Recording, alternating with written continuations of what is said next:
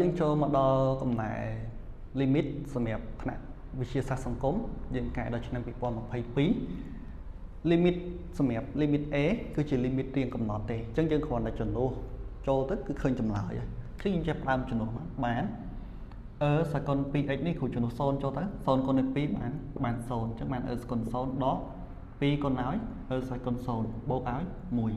អញ្ចឹងយើងត្រូវស្គាល់កន្លែងនេះដែរគឺសកល0ស្មើ1នេះសកល0ស្មើ1អញ្ចឹងកន្លែងនេះបានសកល0ស្មើ1ដកឲ្យ2សកល0នេះ1ណា1គុណនឹង2បានដក2បូកឲ្យ1អញ្ចឹង1បូក1ស្មើ2 2ដក2ស្មើ0អញ្ចឹង limit A របស់យើងស្មើ0ឥឡូវយើងចូល limit B limit B នេះនៅពេលដែលយើងចំនួនលេខ4ចូលទៅបានឬ4ចេញមកបាន2 2ដក2 0 4ដក4 0ណាអញ្ចឹង limit របស់យើង B នេះគឺរៀងរបស់វា0លើ0ដោយសារតែវាជាប្រភេទជាប់កន្សោមអក្សរនិទានអញ្ចឹងយើងត្រូវកូនកន្សោមឆ្លាស់ដែលយើងត្រូវពឹងផ្អែកទៅលើរូបមន្ត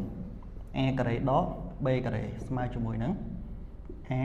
ដក b កតែឲ្យ a បូក b អានេះយើងមានកន្សោមដកអញ្ចឹងយើងត្រូវកូនកន្សោមបូកទៅ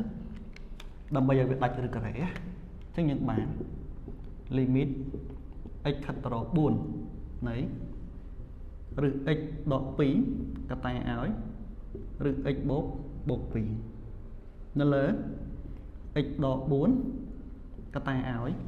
អាខាងលើយើងគុណឬ x បូក2អញ្ចឹងខាងក្រោមក៏យើងត្រូវគុណជាមួយនឹងឬ x បូក2ដែរដើម្បីឲ្យយើងសម្រួលទៅវាដូចដើមវិញអញ្ចឹងស្មើ limit x ខិតទៅរក4នៃអានេះវាចូលប្រមូលរបស់យើងណាអញ្ចឹងយើងបានឬ x លើកជាការ៉េដកឲ្យ2ការ៉េនៅលើ x ដក4កតែឲ្យឬ x បូក2អញ្ចឹងអានេះយើងបាន limit x ខិតទៅរក4នៃខាងលើ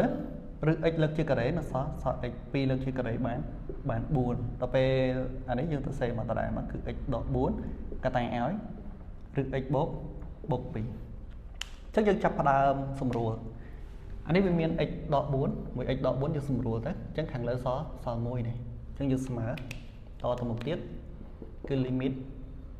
x ខិតទៅរក4នៃអាខាងលើយើងសល់1ខាងក្រោមយើងនៅសល់ឬ x បូក2យើងចាប់ផ្ដើមចំនួនចូលមកអញ្ចឹងបាន1នៅលើចំនួនលេខ4ចូលកន្លែង x អញ្ចឹងឬ4ចេញមកបាន2បូក2ចម្លើយយើងចង់ក្រោយស្មើ1នៅលើ1លើ4ឥឡូវយើងមើល limit c limit c គឺរៀងរបស់វាមិនកំណត់ដែរអាននៅលើអានអញ្ចឹងដើម្បីកណនី limit នេះយើងត្រូវចាប់ x ជាផលកូនកតាមកអញ្ចឹងយើងបាន limit x ខិតទៅរកបូកអាននេះដោយសារតែនេះវាមានតែ x មួយឯងអញ្ចឹងយើងចាប់ x នៅមកបើសិនជាករណីវាមាន x ការ៉េមានអីទៀតយើងត្រូវចាប់ x ណាដែលមានស្វ័យគុណខ្ពស់ជាងគេជាកតាអញ្ចឹងនេះគ្រូចាប់ x មកបាន x កតាឲ្យ2នៅលើ x ដកឲ្យ1នៅលើអាខាងក្រោមគ្រូចាប់ x ដែរបាន x កតាឲ្យ 2x នេះចាប់ x បានអក្សរ2ដកឲ្យ1នៅលើ x ពេលយើងគុណ x ចូលវិញមក x គុណ1បាន x សម្រួលមួយ x ទៅនៅសល់ដក1វិញអញ្ចឹង x នេះx នេះយើងអាចសម្រួលគ្នាបានណាអញ្ចឹងយើងចាប់ផ្ដើមសម្រួលមកហើយយើងកណនី limit ថ្មីរបស់យើងអញ្ចឹងបាន limit x ខិតទៅរកបូកអនន្តន័យ2លើ x ដកឲ្យ1នៅលើ2ដក1លើ2អញ្ចឹងយើងចាប់ផ្ដើមចំនួន limit យើងចូលមកពេលយើងចំនួនអនន្តចូល2លើអនន្តស្មើ0ដក1នៅលើអា2ស្វែត្រែដកឲ្យនេះ x ពេលយើងចំនួនអនន្តចូល x 1លើ x ស្មើ0អញ្ចឹងយើងបានដក1នៅលើ2